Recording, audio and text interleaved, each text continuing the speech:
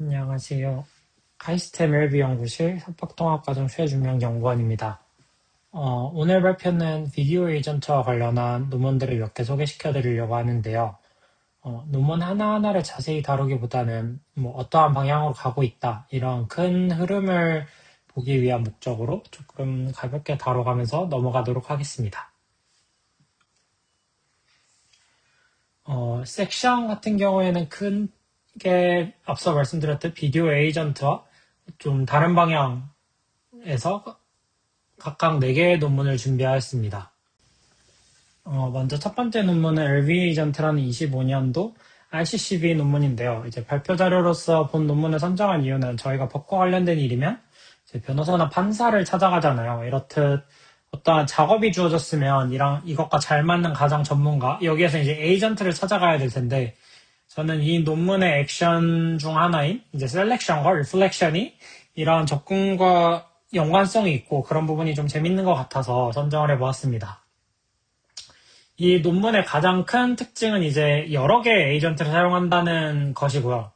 태스크 같은 경우에는 퀘스천 앤서링으로 어떠한 긴 영상에서 질문과 관련된 구간을 찾고 이제 해당 구간을 갖고 이제 다시 정답을 도출하는 과정을 거칩니다. 그리고 전체 파이프라인 같은 경우에는 다음과 같이 예전 셀렉션, 퍼셉션, 이제 액션, 리플렉션 이렇게 구성이 되고요. 차례차례 간단히 설명드리면 이제 셀렉션은 이제 무작위 에이전트가 10개 정도, 20개 정도 이렇게 들어왔을 때 먼저 가장 잘 맞는 에이전트들을 몇 개, 태스크와 가장 잘 맞는 에이전트들을 몇 개 선정을 합니다. 이에 대한 방법으로는 먼저 전체 데이터셋에서 150개 데이터를 샘플링을 하고요. 그리고 각각의 에이전트로 답을 도출을 하고, 그리고 이 답을 갖고 메이저리티 보팅을 해서 이제 수도 라벨을 만들고, 이제 이 수도 라벨과의 일치도를 통해서 어떠한 잘 맞는 에이전트를 선택을 하게 됩니다. 그리고 이제 최상위 3개만 에이전트만 사용을 하게 되고요. 이후에 이제 프로세스로 들어와서 perception이라는 질문에 필요한 정보를 추출하는 과정으로 들어오는데요.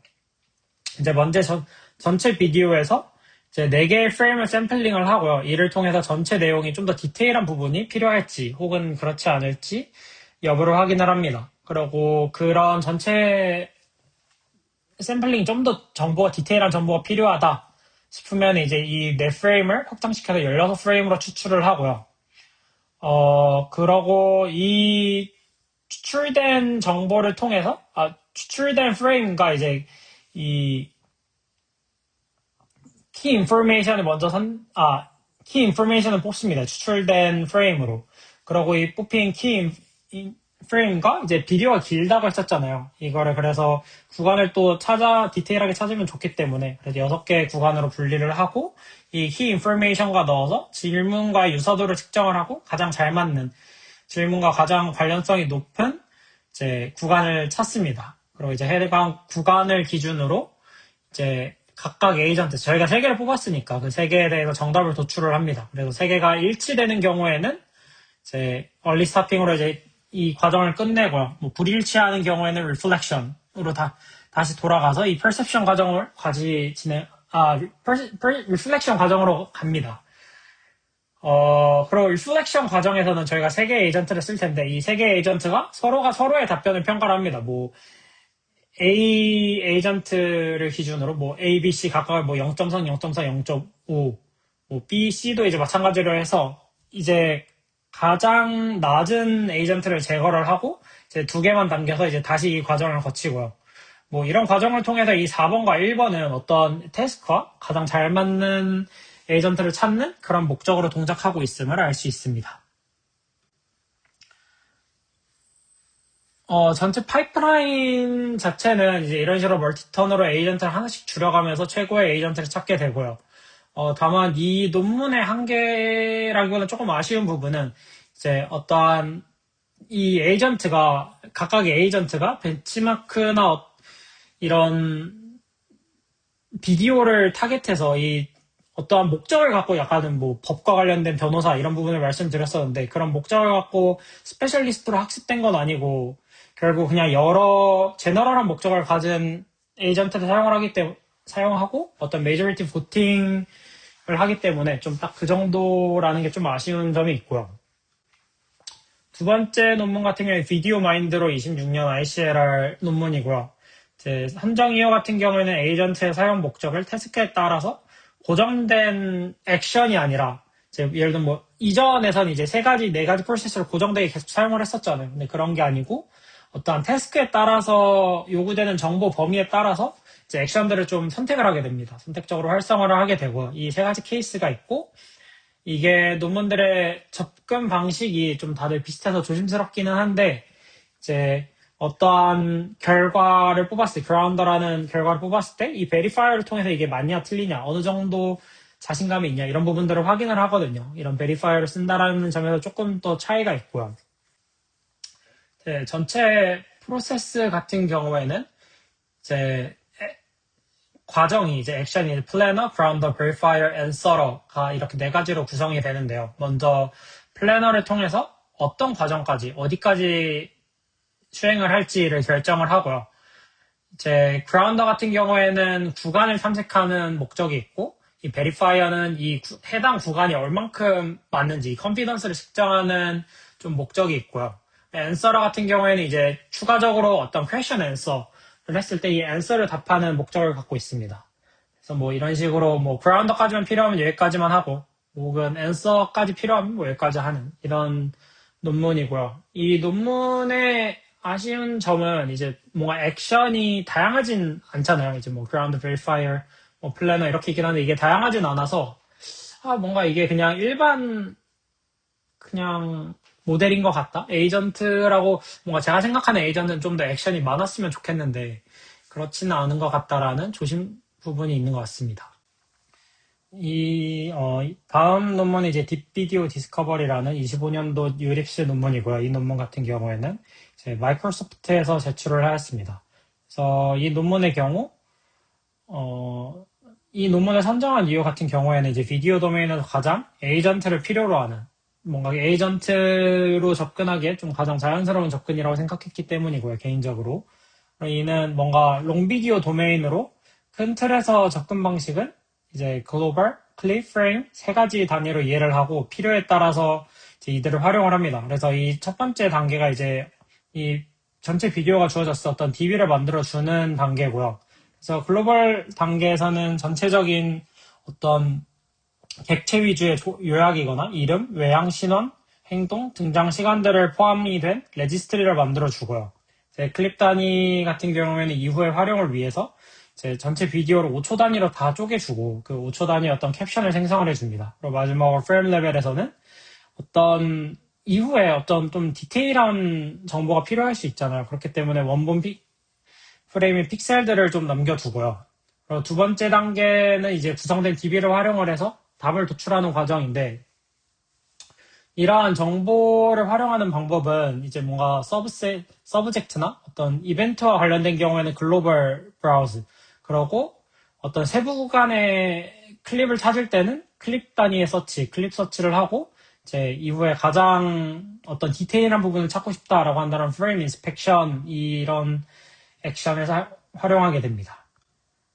그리고 동작 자체는 이제 저희가 에이전트가 툴셋과 미리 구성된 데이터베이스를 이제 왔다 갔다 하면서 정보를 수집하고요. 이제 결과적으로 정보가 충분히 모이면 답을 하는 멀티턴 형태입니다. 다음은 DBD의 케이스 스터디인데 전 여기서 뭔가 말씀드렸던 이 논문의 발표 자료에 넣은 어떤 포인트가 하나 더 나타나는데요. 이제 롱비디오가 담고 있는 정보가 굉장히 방대하기 때문에 어떤 질문이 주어졌을 때 정답을 뺏기 위해서는 정보를 계속 수집을 해야 되잖아요. 근데 이때 또 생각을 해야 될 포인트가 이제 정답을 도출할 정도로 충분히 정보가 수집되었는지 혹은 더 수집해야 되는지이기 때문에 뭔가 이런 부분도 저는 조금 재밌는 연구 포인트라 생각을 했고 이러한 것을 잘 드러낸다라는 거라 생각을 했습니다. 이제 앞선 두 논문에서는 뭔가 그냥 정해진 액션을 계속 수행을 하는 프로세스가 이제 고정된 형태였다면 여기 이제 좀 왔다 갔다를 하고요.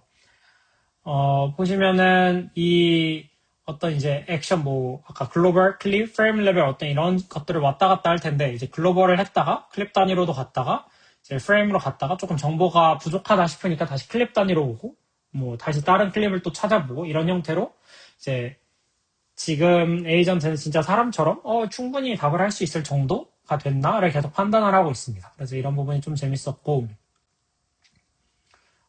다음 마지막 비디오 논문 같은 경우는 이제 비슷한 컨셉의 논문으로 월드엠엠입니다.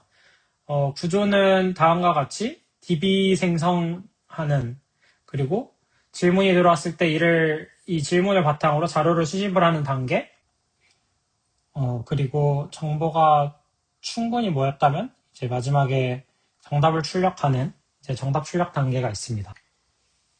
메모리 구성은 다음과 같이 다양한 시간의 해상도 사건을 찾는 에피소딕 메모리, 그리고 관계 정보를 분석하는 시멘틱 메모리, 그리고 마지막으로 공간과 외관 세부 정보를 파악하는 비주얼 메모리, 이 세 종류의 메모리를 사용을 하게 되고요. 이제 간단히 설명을 드리면, 이제 앞선 DVD와의 조금 차이가 있다라면은 기존에는 이 에피소딕 메모리와 비슷한 역할을 했던 것이 있는데, 거기에서는 이제 5초 단위의 클립으로 쪼개서 캡션을 뽑았었다라면은, 혹은 그 이전 논문에서 이제 6개로 LV 에이전트였나? 거기서 이제 6개의 영상으로 쪼갰었다라면은, 여기서는 좀 다양한 시간 해상도라 써져 있잖아요. 그렇기 때문에 그에 맞춰서 이제 고정된 5초가 아니라 이제 어떠한 N개의 시간 해상도로 확장을 시켜서 처리를 했고요. 추가적으로 확장된 이 뽑은 것도 캡션으로만 사용을 하는 것이 아니라 이제 어떤 트리플렛 구조로 활용을 한다. 결과적으로 지식 그래프의 형태로 저장을 한다라는 약간의 차이가 있습니다. 이 관계 정보 분석에서도 어떠한 이 관계 정보에 맞는 시간 단위 TS를 결정을 하고요. 이제 이 시간 단위 클립을 분리하고 그 클립을 계속 캡셔닝을 하면서 돌면서 어떤 시멘틱 정보들을 계속 모아주는 툴플렛 형태로 모아주고요. 이제 비주얼 메모리 같은 경우에는 이 목적 같은 경우에 어떤 피처를 미리 만들어 놓는 건데요. 그래서 이거 같은 경우에도 이제 고정된 시간 단위 TV를 결정하고 클립을 쪼개고 이걸 그냥 인코딩해서 비주얼 피처로 다 모아둡니다. 그래서 이후에 사용을 하게 되고요. 이 논문에서도 자료 수집 과정은 이제 에이전트가 이 세 가지 단계를 왔다 갔다 하면서 정보들을 모으고 이제 에이전트가 마찬가지로 충분한지 여부를 판단을 하고요. 그래서 결과적으로 충분히 모이면은 이 리스폰스 단계에서 이제 선택된 메모리 쿼리, 리트리버 된 결과랑 이제 오리지널 유저 쿼리를 함께 에이전트로 입력해서 정답을 출력하게 됩니다. 이제 정리를 하면은 이제 이전 섹션 앞쪽에서 이제 LV 에이전트, 비디오 마인드, 딥비디오 디스커버리, 월드엠 네 가지 논문을 소개드렸고요. 이제 각각의 에이전트 활용에 약간의 차이가 있는데 LV 에이전트에서는 여러 에이전트를 쓰는데 이 에이전트가 어떤 동일한 태스크를 수행을 하고 이제 서로가 서로를 컴피티티브하게 좀 싸운다. 그러고 여기에서의 특징은 뭔가 태스크가 가장 잘 맞는 에이전트를 찾는 단계인 이제 셀렉션과 리플렉션이라는 단계가 있다라는 점이 좀 특징이고, 이제 비디오 마인드 같은 경우에는 이제 4개의 목적을 갖는 에이전트가 있고요. 이 주어진 질문에 필요에 따라서 필요한 정보량에 따라서 이런 것들이 좀 결정이 되고, 추가적으로 하나 특징이 이제 이 그라운더를 확인하는 이제 베리파이어라는 단계가 있고요.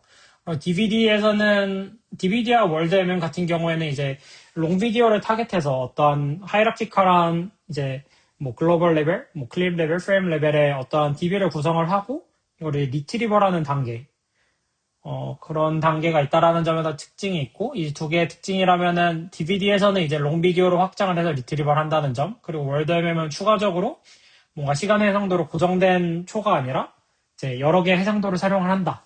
그리고 쉐플렛과 지식 그래프를 활용을 한다라는 점에서 조금 차이가 있습니다. 다음은 비디오가 아닌 좀 다른 에이전트로 앞선 방법론들이 이제 이 비디오 에이전트에서는 복잡한 태스크가 주어졌으면은 이거를 좀 쉬운 서브 태스크들로 분리를 하고 차례차례 해결을 했다라면 뭔가 이런 에이전트 접근이라면은, 근데 이런 부분에 있어서는 이 비디오 에이전트가 액션들이 이제 2개나 3개 이렇게 크게 많지는 않았었잖아요.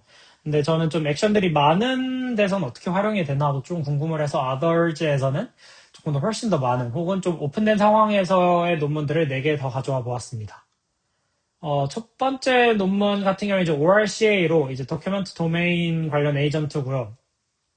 이제 접근 방법은 이제 다큐멘트 어떤 PDF 페이지가 주어지면은 그 안에는 엄청나게 다양한 모달리티가 있을 수 있잖아요. 거기에서는 어떠한 텍스트도 있을 수 있고, 이미지도 있을 수 있고, 어떤 테이블도 있을 수 있고, 이제 여러 가지 엄청나게 많은 종류의 데이터 타입이 압축되어 있는 데이터인데요. 그렇게 생각을 했을 때 이를 타겟하는 모델들도 굉장히 많다는 거거든요. 그래서 이러한 스페셜리스트들을 리스트업하고 상황에 따라서 뭔가 필요한 것들을 이제 조합해서 활용을 하는 그런 형태의 논문입니다. 그래서 여기는 에이전트들이 목적성이 어떠한 멀티모달리티, 다양한 모달리티에 따라서 활용이 되었다. 모달리티가 약간 안 맞긴 한데 어쨌든 다양한 포맷에 따라서 활용되었다. 그런 특징이 다음은 오토툴이라는 이제 26년 트리플 AI 논문인데요. 이 논문 같은 경우에는 어떠한 상황이랑 어떤 목표가 주어졌을 때, 예를 들면은 부엌에 있고, 냉장고 테이블 싱크대가 있고, 냉장고가 닫혀 있고, 테이블은 비어 있다. 이런 상황과 어떤 이제 테이블 위에 사과를 올려라라는 목표가 주어지면은 이에 맞는 어떤 액션을 해야 되는가를 차례로 던져주는 그런 태스크거든요. 냉장고를 열고, 사과를 꺼내고, 냉장고를 닫고, 테이블 위에 사과를 올려라. 어떤 이런 액션 리스트업을 하고요. 근데 이런 게 뭔가 타겟을 보면은 자연어잖아요. 그렇기 때문에 앞선 비디오나 어떤 문서와 비교를 했을 때 액션이 굉장히 다양하다라는 점에서 좀 가져와 봤고요. 이러한 액션들을 이제 단계별 액션들을 계속 이제 LLM에 이제 observation, goal, 사용 가능한 툴 이런 것들을 계속 넣어서 이제 하나씩 도출을 하게 되는데요.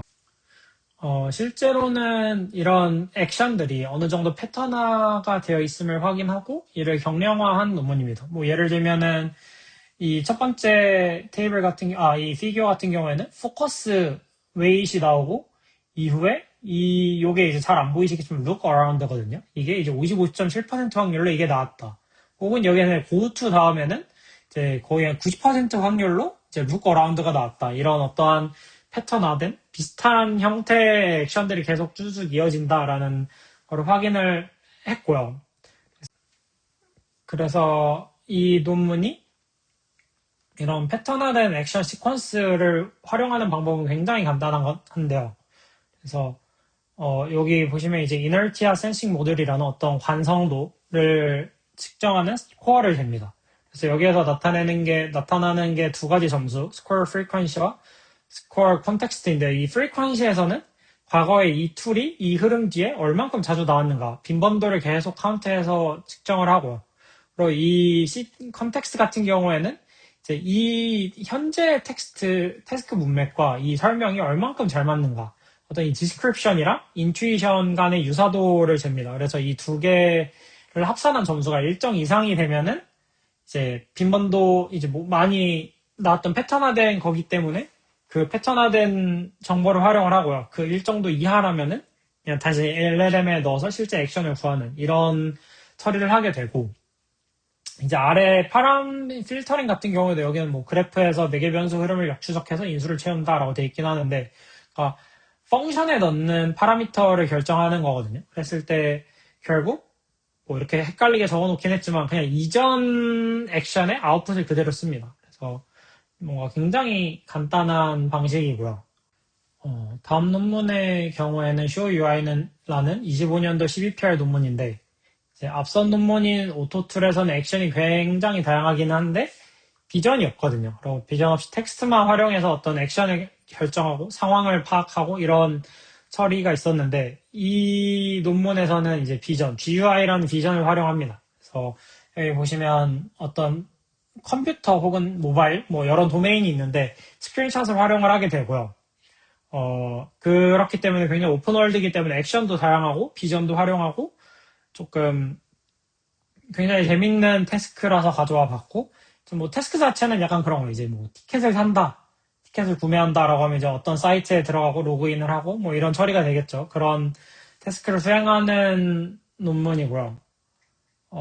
이 도메인 같은 경우에도 앞서 약간 말씀드렸는데 이제 웹뿐만이 아니라 어떤 모바일이라거나 이제 이 데스크탑이라거나 뭔가 이런 부분들도 함께 다뤄주게 됩니다. 마지막으로 파이비전이라는 논문인데요. 이 논문 같은 경우에는 이제 앞서 말씀드린 논문들이 전부 다 생각해보면은 계속 뭐 액션 리스트를 주고 정해진 액션 내에서만 동작을 하거든요. 이 오픈월드라고 하긴 했는데 이 앞에 그 QUI에서도 결국 이제 클릭, 스크롤 이런 정해진 사람이 하는 액션들이 다 정해져 있습니다. 근데 그럼 이 논문에서의 특징은 좀 그러면 그 액션이 없는 액션이 현재 갖고 있는 액션으로 할 수 없는 문제가 나오면 어떡하지? 라는 관점에서의 접근이고요. 그 액션 자체를 여기서는 파이썬으로 도구를 생성을 합니다.